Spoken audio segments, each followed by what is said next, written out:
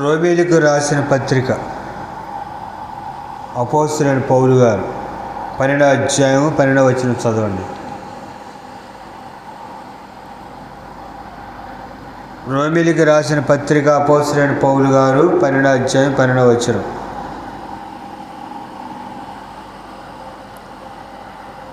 చదవండి అమ్మా.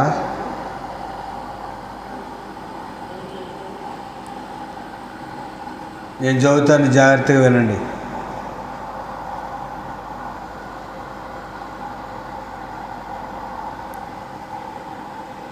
అపోస్తలుడైన పౌలు గారు రోమీయులకు రాసిన పత్రిక 12వ అధ్యాయము 12వ వచనం. నిరీక్షణ గలవారై సంతోషించుచు, శ్రమయందు ఓర్పు గలవారై ప్రార్థనయందు పట్టుదల కలిగి యుండుడి. ఈ యొక్క పత్రికను పౌలు గారు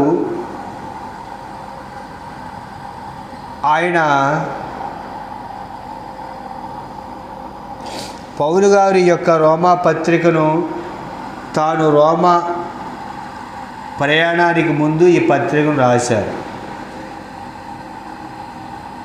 పౌలు గారు రోమీయులకు రాసిన పత్రిక రాస్తున్నప్పుడు ఆ రోమా ప్రభుత్వాన్ని పరిపాలించేటటువంటి చక్రవర్తి ఎవరంటే నీరో చక్రవర్తి.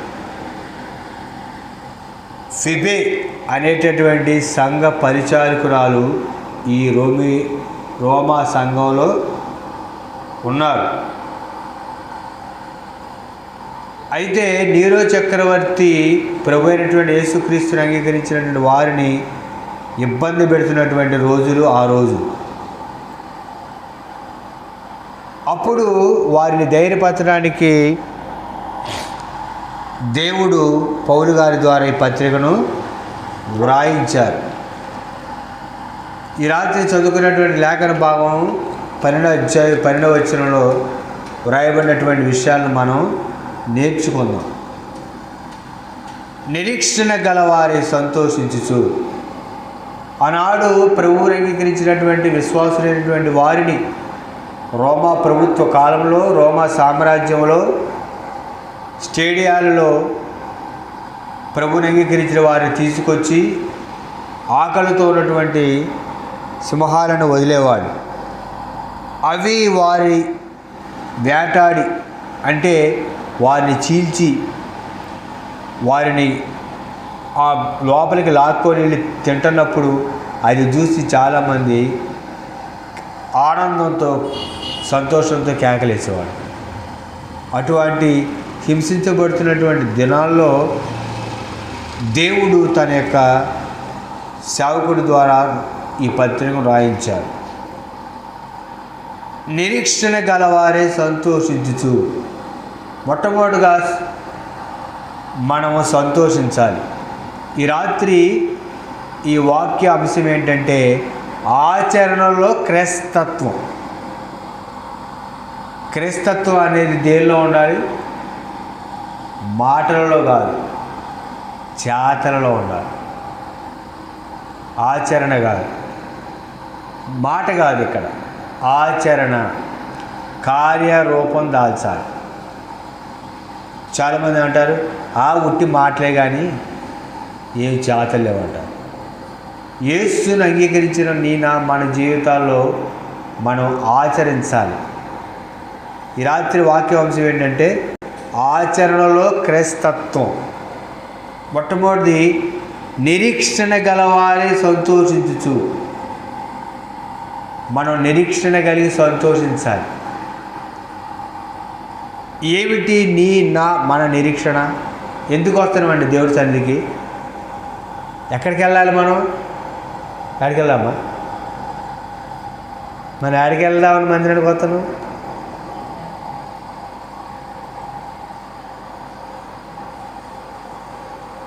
ఎందుకు వస్తాను దేవుడి మందిరానికి? ఎక్కడికి వెళ్ళాలి మనం?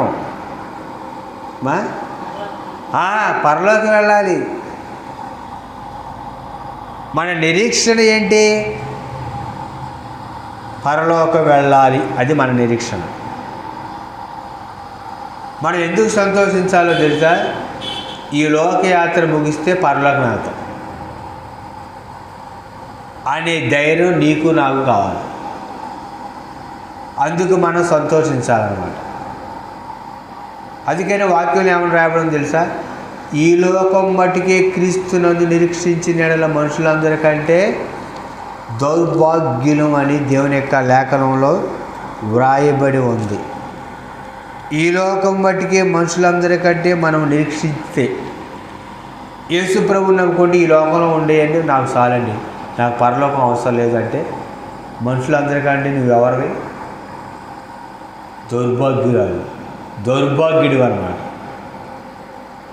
కనుక మనం ఏం చేయాలి? వాక్యం చెబుతుందంటే సంతోషం అనేది తినటం ద్వారా తాగటం ద్వారా రాదు. ఎంటర్టైన్మెంట్ ద్వారా రాదు. ఎక్కడ సంతోషం? మనసులో, అంతరంగంలో. పరిశుద్ధాత్మ దేవుడు పౌలు గారి ద్వారా ఏమని రాయించారు? ఎల్లప్పుడూ ప్రభువునందు ఆనందించడి. ఎల్లప్పుడూ. అది ఎక్కడ ఉండాలి ఆనందం? మనసులో ఆనందించాలి. లోకస్తులకి శ్రమలు, ఇరుకులు, ఇబ్బంది, సమస్యలు వస్తే నీకు శ్రమలు, ఇరుకులు, ఇబ్బంది, సమస్యలు వస్తాయి. లోకస్తులకి దేవుడి కృప లేదు, నీకు నాకు దేవుడి కృప ఉంది. లోకస్తులను ఆదరించేవాళ్ళు లేరు, కానీ నిన్ను నన్ను ఆదరించే ఎల్లప్పుడూ మనతో ఉండే పరిశుద్ధాత్మ దేవుడు ఉన్నారు. అందుని బట్టి నీవు ఏం చేయాలంటే నిరీక్షణతో మనం సంతోషించాలి. అదేంటంటారా? అందుకని హబక్కూకు గారు కూడా ఏమంటారు? శాలలో పశువులు లేకపోయాను, ఏమండి, నా రక్షకుడైన దేవుని యందు నేను ఆనందిస్తాను. హబక్కూకు గ్రంథంలో అక్కడ రాయబడినటువంటి మాట దేవుని వాక్యంలో మనం చూస్తే హబక్కూకు ఏమంటాడో తెలుసా? దేవుని వాక్యంలో రాయబడినటువంటి మాట, చాలలో పశువులు లేకపోయినా సరే, ఏవి లేకపోయినా సరే, నేను నా రక్షకుడైన దేవుని యందు ఆనందిస్తాను అంటాడు. చూడండి, హబక్కూకు గ్రంథం 3వ అధ్యాయం 18వ వచనం 17 నుండి, అంజూరపు చెట్లు పోయకుండినను,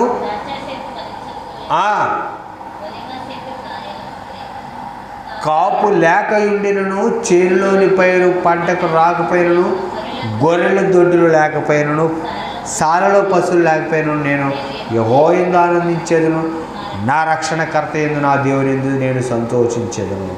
చూసారండి? పంట పండకపోయినను, పంట తడిసిపోయినను, పంట కొట్టుకుపోయినను నేను యెహోవాయందు ఆనందిస్తాను అంటావా? మనం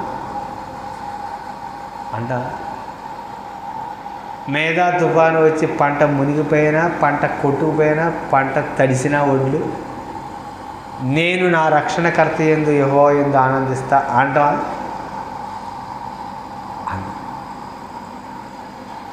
ఏం తుఫాను ఏంటంటే మొత్తం వచ్చి కొట్టుకుపోయినా. నిజమైన ఆనందం ఎక్కడో తెలుసా? మనసులో. అది నిజమైన ఆనందం. యేసుక్రీస్తు ప్రభు గురించి కూడా ఒక మాట రాయబడింది. ఆయన తన ఎదుట ఉంచబడిన ఆనందం కొరకు అవమానమును నిర్లక్ష్యము చేసి సిలువను సహించి అని దేవుని వాక్యం హెబ్రీయులకు రాసిన పత్రిక. దయచేసి వాక్యం చదవాలి, వాక్యం చూడాలి. నేను వాక్యంలో ఉందే చెప్తా, నా సొంత మాటలు ఎప్పుడు కూడా చెప్పను. చదవండి, దేవుని వాక్యం ఏమన్నా రాయబడి ఉంది. దేవుని వాక్యం హెబ్రీయులకు రాసిన పత్రిక 12వ అధ్యాయం 2వ వచనంలో ఉన్నటువంటి దేవుని వాక్యం, ఆయన తన ఎదుట ఉంచబడిన ఆనందం కొరకై అవమానం నిర్లక్ష్య పెట్టి సిలువను సహించి. 208వ పేజీ 12వ అధ్యాయము 2వ వచనం చివరి భాగం. యేసుప్రభు వారు కూడా ఏం చేశారంటే ఆయన తన ఎదుట ఉంచబడిన ఆనందం కొరకు అవమానాన్ని నిర్లక్ష్యం పెట్టారంట. ఎందుకంటే ప్రభు సెలవులో రక్తం కాచి ప్రాణం పెట్టి ఆయన మరణించి సమాధి చేయబడి తిరిగి లేచారు. ఇక ఆయన మరణిస్తే తిరిగి లేస్తే ఇక ఏముంది? ఆనందం ఉంది. ఏముందండి? ఆనందం. ఇక దుఃఖము, బాధ లేదు. అందుకని యోహాను గారు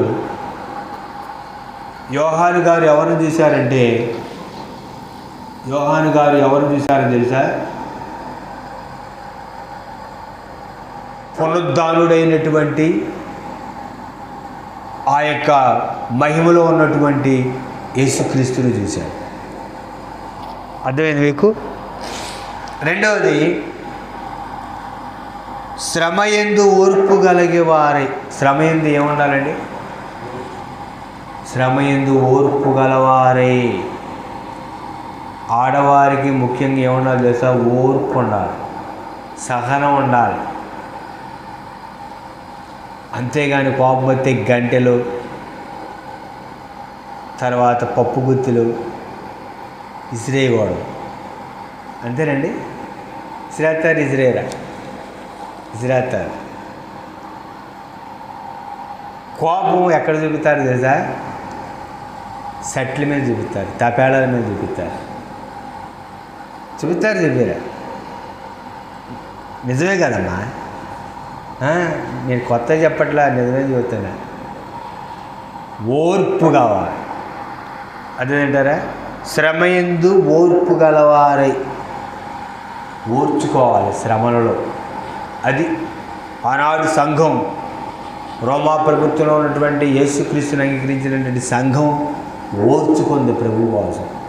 నీవు నేను యేసుక్రీస్తు కోసం ఓర్పు కలిగి ఉండాలి. అదేంటారా? నువ్వు దేవుని కుమారుడు అయితే శిలువ మీద కిందకు దిగు అన్నాడు ఒకడు. శిలువలో ఒక దొంగ ఏమన్నాడు? నువ్వు దేవుని కుమారుడు అయితే నిన్ను రక్షించుకో, నన్ను రక్షించవచ్చుగా అన్నాడు. కానీ ప్రభు రక్తం కారుతున్నా ఓర్చుకున్నాడు. ఎందుకు? ఆయన ఓర్చుకున్నాం కాబట్టి నీవు నేను రక్షించబడ్డావు, లేకపోతే రక్షించబడలేము. పేతురు గారు కత్తి తీసుకొని ప్రధాన యాజకుడి యొక్క సైనికుడి చెవి నరికేశాడు. ఎవర్రా మా ప్రభువుని పట్టుకునేది? అంతేనే కాదు, చెవి నరికేశాడు. యేసుప్రభు అని ఏమన్నారు? నేను వేడుకుంటే పరలోకం నుండి దేవదూతలు వస్తారన్నారు. అదేంటంటే ఒక్కొక్క దేవదూతకి ఎంత బలం ఉంటుందో తెలుసా? 180,000 మందిని ఒక్క రాత్రిలో స్మాష్ చేసింది దేవదూత. యేసుప్రభు వారు, తండ్రి ఈ ప్రధాన యాజకులు, శాస్త్రులు, పరిచయం వచ్చి నన్ను పట్టుకుంటున్నారంటే దేవదూతలు రెడీగా ఉంటారు. స్పాట్లో వచ్చి యెరూషలేము స్మాష్ అయిపోరు.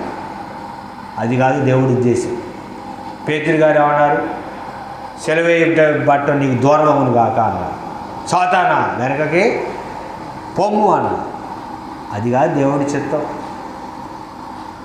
ఓర్చుకుంటేనే నిత్యజీవం. సహించిన వారమైతే ఆయనతో కూడా ఏలుదుమని వాక్యం. కనుక నిరీక్షణ గలవారే సంతోషించు, శ్రమయందు ఓర్పు కలిగి ఉన్నారు. ఈనాడు విశ్వాసులైనటువంటి వారికి ఓర్పు లేదు. ఏమంటే మరి ముఖ్యంగా స్త్రీలకి అసలే ఓర్పు లేదు. రెడీమేడింగ్ జరిగిపోవాలి. కనుక ఓర్చుకోవాలి ప్రభువు కోసం. ఎవరైనా ఏదైనా మాట అన్నారనుకోండి, ఓర్చుకోవడం ఆ రెండంటే మనమేనా అనాలా? కనీసం ఆ రెండంటే మనం ఒకటన్నా అనకపోతే చుట్టుపక్కల చూసేవాళ్ళకి బాగోదు. ఏందమ్మా మౌనం కొన్నాం, నోట్లో ఏమైనా బెల్లం కాడగా పెట్టుకున్నావా? తిడతండి మేలకుండా ఉండవేంటి, నీకు రోషం లేదా అంటారు. చుట్టుపక్కల వాళ్ళు ఏం చేస్తారు? ఎగేస్తారు, నీకు రోషం లేదా, ఉప్పు కారం తినట్లేదా అని. ప్రభువు ఓర్చుకున్నాడు, నేను కూడా ఓర్చుకోవాలన్నాడు. అదేంటారు? తగుదనమ్మ అంటే కయ్యానికి కాలు తోగకూడదు. మనం ప్రభువుని బట్టి ఓర్చుకోవాలి. అందరం కోపంతో ఉన్నవాళ్ళమే, కోపిష్ఠులమే, కానీ ప్రభు కోసం ఓర్పు కలిగి ఉన్నాం. ఓర్చుకోకపోతే పరలోకం ఎట్టేళ్తామండి? ఎవరిని ఏది అన్నారనుకోండి, అంటే అన్నారులే వదిలే, యేసు ప్రభువుని అన్నారు, నన్నంటే పెద్ద లెక్క అనుకోవాలి. మూడో విషయం, ప్రార్థన ఎందుకు పట్టుదల కలిగి ఉండండి. ఎక్కడ పట్టుదలగా ఉండాలి? ఎక్కడమ్మ పట్టుదల? ప్రార్థనలో. నిరీక్షణ గలవారి సంతోషించు శ్రమ ఎందు ఓర్పు కలిగి ప్రార్థనలో పట్టుదల కలిగి ఉండాలి. నిజంగా మనం ప్రార్థనలో పట్టుదల కలిగి ఉంటున్నాం. మనకు ప్రార్థన చేస్తే వెంటనే జవాబు రాదు.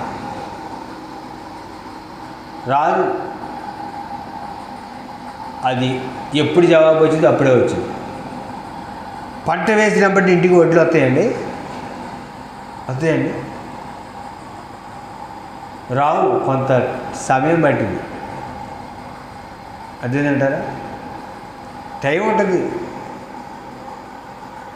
నారు పీకాల, నాటేయాల, నీళ్ళు పెట్టాలా, మందు కొట్టాలా, పై మందు కొట్టాలా, పడ్డ బండాలి, అప్పుడు కొయ్యాలి. మన ప్రార్థన అనేటటువంటి విత్తనం వేసిన వెంటనే జవాబు కొన్నిసార్లు వస్తే వచ్చింది, లేకపోతే లేదు. కనుక మనం ప్రభు కొరకు ఏం చేయాలంటే పట్టుదల కలిగి ఉన్నాం. ఎక్కడ? ప్రార్థనలో. యాకోబు గారు ప్రార్థన చేస్తే పట్టుదల కలిగి ఉన్నారు ప్రార్థనలో. ప్రభువారు కూడా ప్రార్థనలో ఆయన పట్టుదల కలిగి ఉన్నారు. కనుక నేను ప్రభు అయినటువంటి యేసుక్రీస్తు వలె నిరీక్షణ కలిగి, ప్రభు అయిన యేసుక్రీస్తు వలె ఓర్చుకొని, ప్రభు అయిన యేసుక్రీస్తు వలె ప్రార్థనలో పట్టుదల కలిగి ఉండాలి. అదేంటంటారా? ఆయన ప్రార్థన చేశారు. యోహాను గారు సువార్తలో రాయబడింది 17వ అధ్యాయంలో. యేసుక్రీస్తు ప్రభువారు చేసిన ప్రార్థన 17వ అధ్యాయం ఉంటుంది. కనుక ప్రార్థనలో మనం పట్టుదలగా ఉండాలి. ఏంటోనండి, ఎన్నో రోజుల నుంచి ప్రార్థన చేస్తున్నా ఆయన జవాబు రావట్లేదు అని అంటాం మనం. వచ్చిందండి జవాబు. అదేంటంటారా? జవాబు వచ్చేసరికి ప్రార్థన చేయాలి. ప్రార్థన ఎందుకు పట్టుదలగా కలిగి ఉండండి అనేటటువంటి ఈ మాటకు ఇంగ్లీష్లో ఏమనుందంటే కొనసాగుతూ ఉండండి. ప్రార్థన ఏం చేయాలి? కొనసాగుతూ ఉండాలి, దాన్ని కంటిన్యూ చేయాలి. కనుక ఈ రాత్రి దేవుడు ఇటు మాటలు దీవించిన గాక. మనం నిరీక్షణ కలిగి సంతోషిస్తూ శ్రమలో ఓర్చుకుంటూ ప్రార్థనలో పట్టుదల కలిగి ఉందాం. ఆనాడు రోమా ప్రభుత్వంలో, రోమా పట్టణంలో సంఘం ఆత్మీయంగా బలపడుటకు సంతోషించమని, ఓర్చుకోమని, పట్టుదలగా ఉండమని ప్రార్థనలో పౌలు గారి ద్వారా దేవుడు రాయించారు. ఈ రాత్రి సంఘంగా ఉన్నటువంటి మనం అదే విధంగా ఉంటకు ప్రభు కృప చూపించి విశ్వాసంలో ముందుకు నడిపించును గాక. ఆమేన్. ప్రార్థించండి. విన్న వాక్యం బట్టి క్లుప్త ప్రార్థన. పురుషుల్లో ఒకరు, స్త్రీల్లో ఒకరు.